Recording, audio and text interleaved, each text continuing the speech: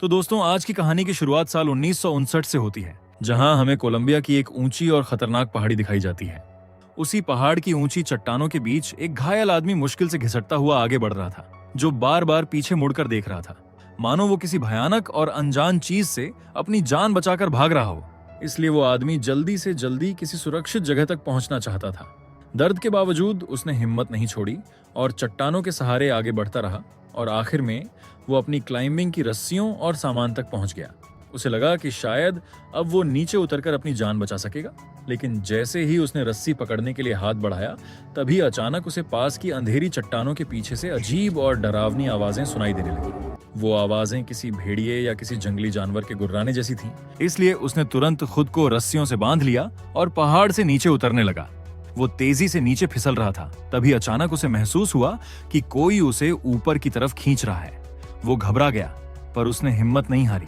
उसने पूरी ताकत लगाकर खुद को नीचे की ओर धकेलना शुरू किया, लेकिन अचानक उसे एहसास हुआ कि उसकी बंधी हुई रस्सी अब खत्म होने वाली है।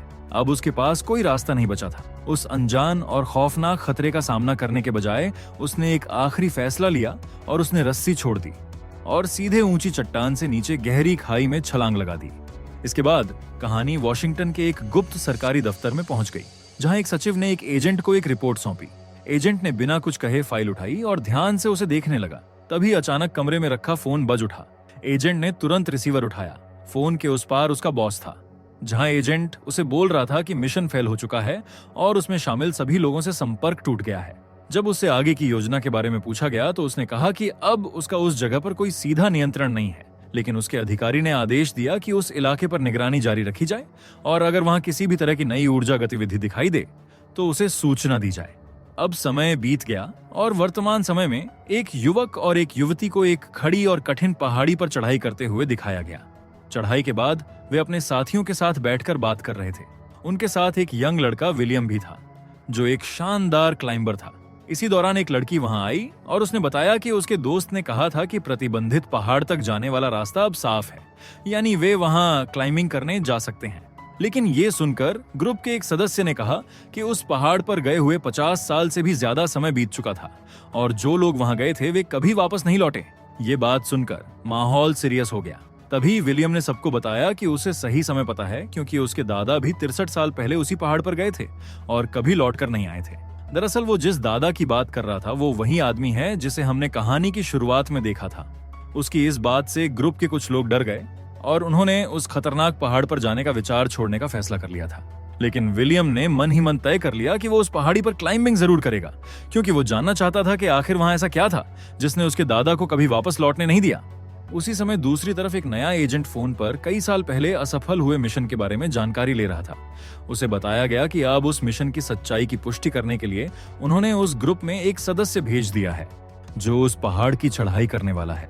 फिर अगले दिन विलियम ने कर्ट से बात की, जो उस चढ़ाई टीम का जिम्मेदार व्यक्ति है। दरअसल कर्ट वही आदमी था जिसे उस पहाड़ी पर चढ़ाई करने की आधिकारिक अनुमति दी गई थी। इसी वजह से उसने कुछ चुनिंदा क्लाइंबर्स को हायर किया था ताकि वे उस पहाड़ी पर चढ़ाई करके उसके पीछे छिपे रहस्य का पता लगा सकें। उन्हीं क्लाइंबर्स में से एक विलियम भी था, जिसे कर्ट ने उस पहाड़ी पर चढ़ाई करने के लिए चुना था। इसके बाद वो अपने पिता से मिला और उन्हें इस यात्रा के बारे में बताया। ये सुनकर उसके पिता चिंतित हो गए।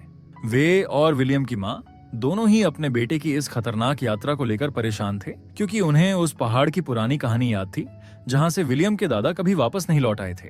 लेकिन विलियम ने साफ कहा कि उसने फैसला कर लिया है और वो इस यात्रा पर जरूर जाएगा, चाहे कोई कुछ भी कहे।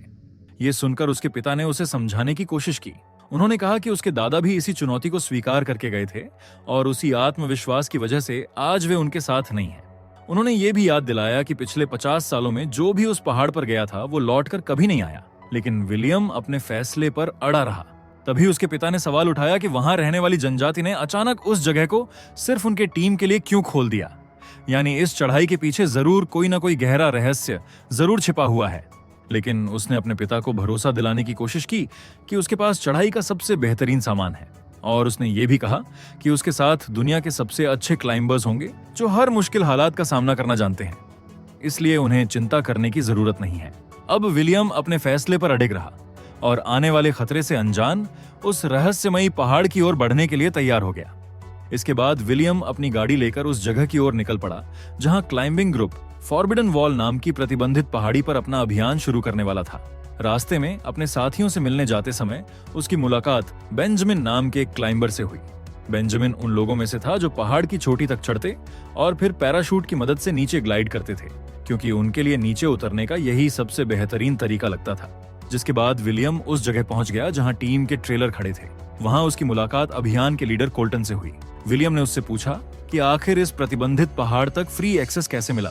कोल्टन ने जवाब दिया कि उसे ज्यादा जानकारी नहीं है, बस इतना पता है कि केवल उनकी टीम को ही वहां जाने की अनुमति दी गई है। इसी बीच कोल्टन की असिस्टेंट कैरी उससे शिकायत करने लगी कि उसे मिशन को ऑर्डिनेटर बनाकर ट्रेलर में रहने की जिम्मेदारी क्यों दी गई है, जबकि वो खुद भी एक बेहतरीन क्लाइंबर है। कोल्टन ने समझाया कि उसे ट्रेलर में उसकी जरूरत है, लेकिन ये भी वादा किया कि अगर आगे कोई मौका मिला तो वो उसे चढ़ाई करने देगा। कुछ देर बाद कोल्टन ने पूरी टीम को इकट्ठा किया और अभियान की योजना समझाई। उसने बताया कि विलियम और जस्टिन बेस पर रहेंगे ताकि जरूरत पड़ने पर सपोर्ट दे सकें, जबकि क्रिस्टन, एमिली, लकी, जेसी और ब्रैड उसके साथ ऊपर की ओर जाएंगे।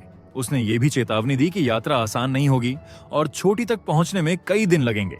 उसने ये भी साफ शब्दों में बताया कि वे पहाड़ में ड्रिल नहीं कर सकते, क्योंकि वो जगह स्थानीय लोगों के लिए पवित्र मानी जाती है। दरअसल आमतौर पर क्लाइंबर पहाड़ में ड्रिल इसलिए करते हैं ताकि वे चट्टानों में बोल्ट लगाकर रस्सियों को मजबूती से बांध सकें। इससे चढ़ाई ज्यादा सुरक्षित हो जाती है और गिरने का खतरा कम हो जाता है। इसके बाद कोल्टन ने टीम का परिचय गुस्टिस से करवाया। उसने बताया कि गुस्टिस वही व्यक्ति हैं जो इस क्षेत्र की स्थानीय जमीनों के प्रभारी हैं और यहाँ के नियम कायदे उन्हीं की देखरेख में चलते हैं। फिर गुस्टिस ने बताया कि एक परिषद में लंबी चर्चा के बाद ही उन्हें चढ़ाई की अनुमति मिली है, यानी ये फैसला बिल्कुल भी आसानी से नहीं लिया गया था। इसलिए उन्हें इस भरोसे को टूटने नहीं देना होगा। हर कदम सोच समझ कर रखना होगा और पहाड़ की पवित्रता का पूरा सम्मान करना होगा। फिर उसने ग्रुप को आशीर्वाद दिया और कहा कि रेवेन की महान आत्मा उनकी रक्षा करेगी। ये कहकर गुस्टिस वहां से चला गया। अंत में कोल्टन ने घोषणा की कि वे अगली सुबह जल्दी रवाना होंगे। फिर अगले दिन टीम ने अपनी यात्रा शुरू की। सभी ने अपना सामान तैयार किया और धीरे धीरे पहाड़ की ओर बढ़ने लगे। योजना के अनुसार विलियम और एक अन्य सदस्य बेस पर ही रुक गए ताकि जरूरत पड़ने पर वे सपोर्ट दे सकें और अपनी बारी आने का इंतजार कर सकें। उधर कैरी संचार की पूरी जिम्मेदारी संभाल रही थी। फिर रात होने पर सभी जोड़ों में बंटकर अपने अपने सस्पेंडेड टेंट में आराम करने लगे। इसी बीच विलियम टहलने के लिए बाहर निकला और उसकी मुलाकात फिर से गुस्टिस से हुई। गुस्टिस ने उसका नाम लेकर पुकारा और कहा कि रेवेन ने उसे बताया है कि वो कौन है और उसका यहाँ आना कोई संयोग नहीं है, बल्कि एक उद्देश्य से जुड़ा हुआ है। ये सुनकर विलियम हैरान रह गया। इसके बाद गुस्टिस ने एक और चौंकाने वाली बात कही। उसने बताया कि विलियम को वही काम पूरा करना होगा जो उसके दादा ने सालों पहले शुरू किया था। फिर उसने धीरे धीरे पीढ़ियों से चली आ रही एक पुरानी कहानी सुनानी शुरू की। उसके अनुसार बहुत साल पहले पहाड़ की चोटी पर आसमान से एक भयानक बुराई गिरी थी, जो कोई साधारण चीज नहीं बल्कि एक ऐसी रहस्यमयी शक्ति थी जो तब से आजाद होने की कोशिश कर रही है। उसने बताया कि जनजाति का सबसे महान योद्धा भी उस शक्ति को पूरी तरह रोक नहीं पाया था। कहा जाता है कि वो राक्षसी सत्ता लोगों के दिमाग पर नियंत्रण कर सकती है, उन्हें पागल बना सकती है और उनके डर और निराशा से अपनी ताकत बढ़ाती है। गुस्टिस की कहानी सुनकर विलियम के रोंगटे खड़े हो गए। फिर उसने घबराकर पूछा कि उसके दादा का इससे क्या संबंध है। गुस्टिस ने बताया कि उस बुराई को मुक्त होने के लिए 2 ऐसे लोगों की जरूरत होती है जिनका उसे संबंध हो। उसके दादा ये जानते थे, इसलिए उन्होंने दुनिया को बचाने के लिए खुद को बलिदान कर दिया। विलियम ने सवाल किया कि जब वे ये सभी खतरे जानते थे तो उन्होंने बाकी क्लाइंबर्स को पहाड़ की चढ़ाई करने की अनुमति क्यों दी। गुस्टिस ने समझाया कि सरकारें उस जगह की शक्ति के बारे में जानती हैं और उसे हासिल करना चाहती हैं, लेकिन उन्हें ये नहीं पता कि अगर वो अंधेरी सत्ता आजाद हो गई तो दुनिया पर कितना भयानक खतरा मंडरा सकता है। फिर उसने बोला कि अब विलियम को अपने दादा की अधूरी जिम्मेदारी पूरी करनी होगी और उस बुराई को हमेशा के लिए सील करना होगा। ये सुनकर विलियम उलझन में पड़ गया, क्योंकि वो खुद को सिर्फ एक क्लाइंबर मानता है, न कि कोई हीरो। लेकिन गुस्टिस ने विश्वास जताया कि उसका मन मजबूत है और वह इस खतरे को दुनिया से खत्म करने की ताकत रखता है, जो उसके दादा भी नहीं कर पाए। विदा लेने से पहले गुस्टिस ने उसे यह भी सलाह दी कि वो अपने मन की शांति पर ध्यान दे, अपने अंदर की आवाजों को नियंत्रित करना सीखे ताकि वो और भी मजबूत बन सके। फिर उसने विलियम को एक झुंझुना थमाया और कहा कि रेवेन की आत्मा उसकी रक्षा करेगी। अगले दिन टीम ने फिर से चढ़ाई जारी रखी। कोल्टन तय नियमों का पालन कर रहा था, जहां वो पहाड़ में ड्रिल करने के बजाय सिर्फ चट्टानों के बीच हुक लगाकर खुद को सुरक्षित रख रहा था। लेकिन अचानक उसे एक अजीब सी आवाज सुनाई देने लगी, जैसे कोई उसके दिमाग के अंदर फुसफुसा रहा हो, और उसी पल उसके मन में अपने साथियों की डरावनी और अजीब शक्लें उभरने लगी। लेकिन उसने खुद को संभाला और तुरंत सबसे संपर्क करके ये घटना बताई। तभी पता चला कि बाकी लोगों ने भी पहाड़ की तरफ से वैसी ही आवाजें सुनी थीं। इसलिए उसने बेस टीम से संपर्क करने की कोशिश की, लेकिन रेडियो पर सिर्फ अजीब और टूटे फूटे सिग्नल ही सुनाई दिए। ये देखकर गेब ने फ्रीक्वेंसी ठीक करने की कोशिश की, पर वो सफल नहीं हो सका। उसी समय विलियम ट्रेलर में आया और उसने कैरी को बाहर बुलाकर उससे कुछ बात करनी चाहिए, जहां उसने चीफ गुस्टीज के साथ हुई अपनी अजीब बातचीत का जिक्र किया, लेकिन कैरी ने उसकी बात को गंभीरता से नहीं लिया। इसी बीच टीम आगे बढ़ती रही।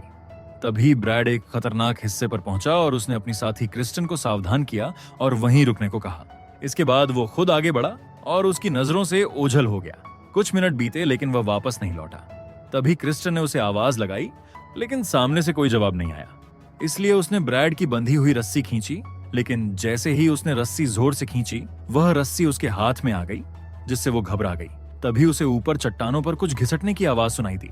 रेडियो पर भी अजीब और टूटी आवाजें आने लगीं। तब अचानक उसने एक भयावह दृश्य देखा, जहां ब्रैड मकड़ी की तरह उल्टा चढ़ते हुए उसकी तरफ बढ़ रहा था। उसके पास कोई सुरक्षा उपकरण नहीं थे और उसकी आंखों में अजीब अंधेरा था।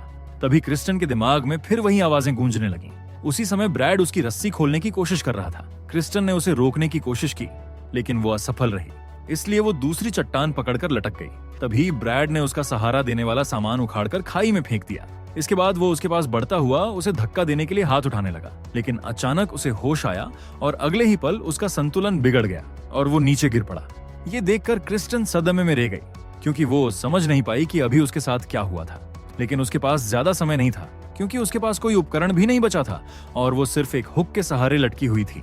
ऊपर से उसके साथी भी उससे काफी दूर थे। उधर बेस में टीम रेडियो पर सब कुछ सुन रही थी, लेकिन उन्हें सिर्फ चीखें और डरावनी आवाजें सुनाई दे रही थीं। बाद में उन्हें रोने की आवाज सुनाई दी और संपर्क होने पर पता चला कि वो क्रिस्टन थी, जो अपने साथी की मौत पर रो रही थी। हालांकि आवाज साफ नहीं थी, लेकिन उन्हें उसकी हालत का अंदाजा हो गया था। ये समझकर कैरी ने विलियम और जस्टिन को क्रिस्टन की जगह की ओर भेजा। रास्ते में उन्हें बेंजामिन की वैन मिली, जहां से विलियम ने एक पैराशूट लिया। अब चढ़ाई शुरू करने से पहले विलियम ने कम्युनिकेशन डिवाइस में गुस्टीज की सुनाई हुई कहानी दोहराई। टीम के कुछ लोग उसकी बात को सच मानने लगे, जिससे बाकी टीम और घबरा गई। लेकिन कोल्टन ने इसे बेतुकी बात बताकर सभी को आगे बढ़ने का आदेश दिया। इसलिए बाकी टीम ने भी ब्रैड की मौत की बात को किनारे रख दिया और चढ़ाई में लग गई। इसी बीच जस्टिन का पैर फिसल गया और वो बुरी तरह घायल हो गया। उसका पैर गंभीर रूप से जख्मी हो गया, जिससे वो आगे नहीं बढ़ सका। ये देखकर विलियम ने कैरी को सूचना दी। स्थिति खराब देखकर कैरी ने खुद ऊपर जाने का फैसला किया। अब जैसे ही वो ट्रेलर से बाहर निकली, तभी उसकी मुलाकात गुस्टीज से हुई, जहां उसने उसे ब्रैड का कैमरा लगा हुआ हेलमेट दिया। उसने कहा कि वीडियो देखते समय जो दिखे, उससे ज्यादा जो सुनाई दे उस पर ध्यान देना। इसके बाद उसने वह हेलमेट गेब को दिया और वहां से वो पहाड़ की ओर निकल पड़ी। फिर गेब ने रेडियो बंद किया और कैमरे की रिकॉर्डिंग देखने लगा। उसमें साफ दिखाई दे रहा था कि ब्रैड ने क्रिस्टन पर हमला किया था, लेकिन सबसे डरावनी बात यह थी कि वही अजीब आवाजें रिकॉर्डिंग में भी सुनाई दे रही थीं। इसलिए उसने एंटीना एम्पलीफायर लेकर सिग्नल ठीक करने की कोशिश की, ताकि वो रेडियो के जरिए अपनी टीम के साथ हो रही घटनाओं के बारे में जान सके। उधर विलियम अब बिना किसी सुरक्षा रस्सी के ऊपर चढ़ चुका था। उसने अपनी रस्सी छोड़ दी ताकि कैरी उसे जस्टिन को बचाने में इस्तेमाल कर सके। एक पल के लिए उसका संतुलन बिगड़ा और उसे हल्के भ्रम भी हुए, लेकिन उसने खुद को संभाल लिया और आगे बढ़ता रहा। उधर कैरी जस्टिन तक पहुंच गई।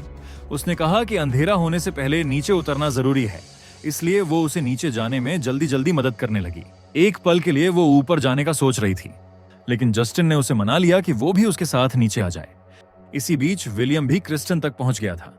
अब रात होने लगी थी, इसलिए पूरी टीम ने उसी खतरनाक पहाड़ पर एक और रात बिताने की तैयारी कर ली। इसी दौरान लकी ने कहा कि आमतौर पर ऐसी दुर्घटना के बाद वे चढ़ाई छोड़ देते, लेकिन इस बार जैसे कोई अदृश्य ताकत उन्हें शिखर तक पहुंचने के लिए मजबूर कर रही थी। ऊपर से कोल्टन भी सिर्फ चोटी तक पहुंचने की ही बात कर रहा था और अब ऐसा लग रहा था मानो उसे किसी की कोई परवाह ही नहीं हो। उधर विलियम और क्रिस्टन ने भी इस बारे में बातचीत की। फिर क्रिस्टन ने ब्रैड के आखिरी पलों के बारे में बताया, जहां वो बता रही थी कि कैसे उसकी आंखें काली हो गई थीं और वो बिना किसी सुरक्षा के अजीब तरीके से चढ़ रहा था। ये सब सुनकर विलियम के लिए यकीन करना मुश्किल हो रहा था, क्योंकि वो सब कुछ किसी सामान्य इंसान के लिए असंभव था। लेकिन क्रिस्टन के चेहरे पर डर और सदमा देखकर विलियम को उसकी बातों पर विश्वास होने लगा। तब उसने भी गुस्टीज के साथ हुई अपनी बातचीत के बारे में सब कुछ बताने का फैसला किया। उधर कैरी घायल जस्टिन को लेकर ट्रेलर की ओर जा रही थी। तभी अचानक गेब सामने आ गया और वे दोनों घबरा गए, लेकिन वो उन्हें डराने नहीं बल्कि कुछ जरूरी दिखाने आया था। फिर उसने जल्दी चलने को कहा, क्योंकि उसे उन्हें एक इंपॉर्टेंट चीज सुनानी थी। वापस पहाड़ पर क्रिस्टन को अभी भी यकीन नहीं हो रहा था कि यहाँ कोई खतरनाक और दुष्ट शक्ति मौजूद है, लेकिन जब उसने सारी घटनाओं को जोड़कर देखा तो उसे लगा कि शायद गुस्टीज की कहानी सच हो सकती है।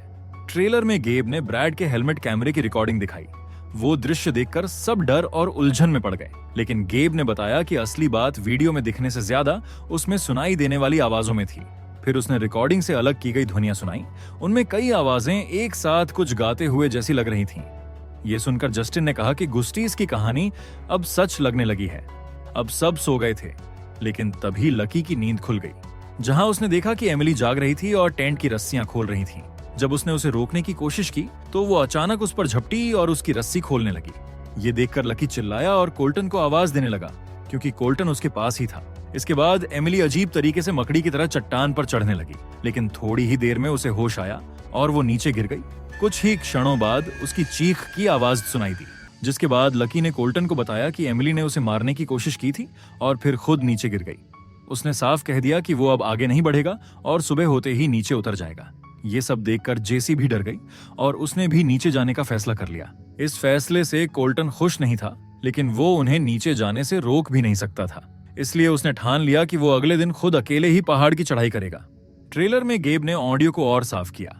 एक पुराने दोस्त की मदद से उसे पता चला कि जो आवाजें उसे सुनाई दे रही थीं, दरअसल वे आवाजें ब्रैड के अंदर से आ रही थीं, मानो उसके अंदर कोई और मौजूद था। अब सुबह हो गई थी, इसलिए विलियम और उसका साथी फिर चढ़ाई के लिए निकल पड़े। ट्रेलर में गेब ने डिकोड की गई आवाज चलाई, जिसमें एक पुरुष की आवाज कह रही थी कि वो यहाँ है और उन्हें बुला रही है। इसी बीच लकी और जेसी ने नीचे उतरना शुरू कर दिया। कुछ देर बाद विलियम का संपर्क टीम से हुआ और उसे एमिली की मौत की खबर मिली। फिर टीम ने कोल्टन और विलियम को ऊपर जाने से रोकने की कोशिश की, लेकिन टीम के विरोध के बावजूद दोनों ने चोटी तक पहुंचने का फैसला कर लिया। क्रिस्टन भी उनके साथ जुड़ गई, लेकिन जब विलियम कोल्टन तक पहुंचा तो उसने क्रिस्टन की सेफ्टी रस्सी छोड़ दी और उसे पीछे छोड़ दिया ताकि वो ऊपर ना आ सके। अब सिर्फ 2 अनुभवी क्लाइंबर्स आगे बढ़ रहे थे। कैरी इस फैसले से परेशान थी, लेकिन वो उन्हें रोक नहीं सकी। जब उसने गेब से पूछा कि क्या उसे कोई और सबूत मिला है, तो गेब ने बताया कि उसे सबकी आवाजें सुनाई दे रही हैं, सिवाय कोल्टन के। अब सबको शक होने लगा था कि गुस्तीज की कहानी के अनुसार कोल्टन पहले ही किसी बुरी शक्ति के कब्जे में आ चुका है। अब लंबी चढ़ाई के बाद विलियम और कोल्टन आखिरकार चोटी पर पहुंचे। वहां उन्हें एक आदमी के पुराने अवशेष मिले जो कई साल पहले वहां पहुंचा था। तभी कोल्टन अजीब बातें बोलने लगा। वो विलियम से पूछने लगा कि क्या उसे इस क्लाइंबिंग के लिए किसी एजेंसी द्वारा चुना गया है। दरअसल पूरी टीम को यह पता नहीं था कि सरकार का एक एजेंट उनकी टीम में मौजूद है, लेकिन कोल्टन को शक हो गया था, इसलिए उसने ये सवाल उठाया। इस पर विलियम ने कहा कि उसे किसी एजेंसी के बारे में कुछ नहीं पता। तभी उसे समझ में आया कि कोल्टन वैसा नहीं था जैसा वो दिखता था। उसी समय क्रिस्टन भी वहां पहुंच गई। तभी सबकी नजर पास ही एक धातु जैसी अलग दिखने वाली चट्टान पर पड़ी। उसी समय कोल्टन को समझ आया कि वो एजेंट कोई और नहीं बल्कि क्रिस्टन थी, क्योंकि वो बार बार उस धातु जैसी अलग दिखने वाली चट्टान को देख रही थी। लेकिन उसे इससे भी ज्यादा ये डर था कि वो धातु जैसी दिखने वाली चीज अभी भी सक्रिय है, यानी अभी तक कोई ना कोई उसके वश में है। अब तीनों के बीच तनाव बढ़ गया। तभी गेब ने रेडियो पर सभी से एक ही वाक्य दोहराने को कहा, क्योंकि वो उनकी आवाजों की तुलना पहले मिली रिकॉर्डिंग से करना चाहता था, ताकि ये पता चल सके कि कौन प्रभावित है। तीनों ने वैसा ही किया। इसके बाद जब गेब उन्हें यह बताने ही वाला था कि उनमें से कौन प्रभावित है, तभी अचानक लकी वहां पहुंचा और उसने कोल्टन पर हमला कर दिया। तब सबको समझ में आ गया कि लकी ही वो व्यक्ति था जो उस शैतानी ताकत के नियंत्रण में था। साथ ही ये भी साफ हो गया कि जेसी सुरक्षित नीचे नहीं पहुंच पाई थी, क्योंकि लकी ने उसे बीच रास्ते में मार दिया था। लकी, जो अब बुरी शक्ति के कब्जे में था, उन पर हमला करने लगा और संघर्ष के दौरान चट्टान के अंदर मौजूद शक्ति ने क्रिस्टन को अपने वश में कर लिया। फिर उसने लकी को मारकर उसे खाई में फेंक दिया। तभी विलियम को गुस्टीज द्वारा दिया गया झुनझुना याद आया। ये याद करते ही उसने उसे हाथ में लिया और चट्टान पर जोर से वार कर दिया। जैसे ही उसने प्रहार किया, तरंगें बंद हो गईं और क्रिस्टन होश में आ गई। फिर वे दोनों कोल्टन के पास पहुंचे, लेकिन अब देर हो चुकी थी, क्योंकि कोल्टन को बचाया नहीं जा सकता था और मरने से पहले उसने सिर्फ इतना कहा कि वो शक्ति हार नहीं मानेगी। आखिर में विलियम और क्रिस्टन ने पैराशूट की मदद से पहाड़ से छलांग लगा दी और वहां से बच निकल आए। दूसरी तरफ एजेंसी को मिशन के परिणाम की सूचना दे दी गई। अगले दिन विलियम घर लौट आया। उसे सुरक्षित देखकर उसके पिता खुश हो गए। वो अपनी पूरी कहानी बताने के लिए उत्साहित था, लेकिन उसे ये नहीं पता था कि पहाड़ की वो बुरी शक्ति अभी खत्म नहीं हुई थी। अब वह कोल्टन के जरिए बाहर आने का रास्ता ढूंढ रही थी और यहीं पर यह कहानी यही खत्म होती है। अगर आपको एक्सप्लेनेशन अच्छा लगा हो तो वीडियो को लाइक और कमेंट जरूर करें। ऐसी ही और मजेदार और अनोखी कहानियों के लिए चैनल को सब्सक्राइब करना ना भूलें